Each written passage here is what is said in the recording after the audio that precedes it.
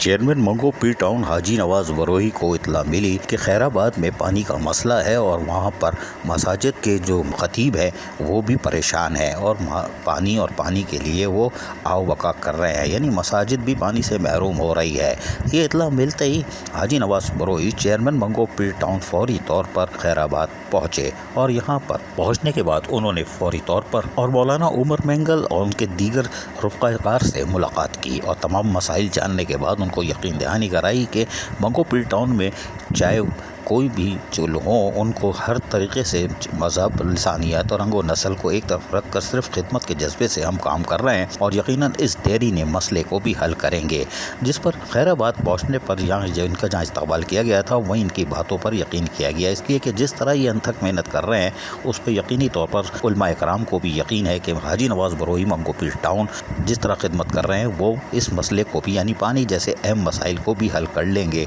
और यकीनन ये एक अच्छी खबर है। अजीज आरिफ, KBS बल्दियाती न्यूज़, कराची। ऐसी ही खूबसूरत वीडियोस फ्यूचर में हासिल करने के लिए रेड बटन पर क्लिक करके और बेल आइकॉन को प्रेस करके हम सबके सब्सक्राइबर बनना मत भूलिए।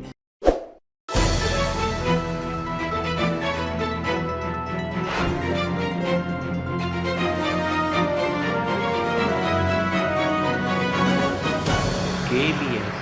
बल्दियाती न्यूज़।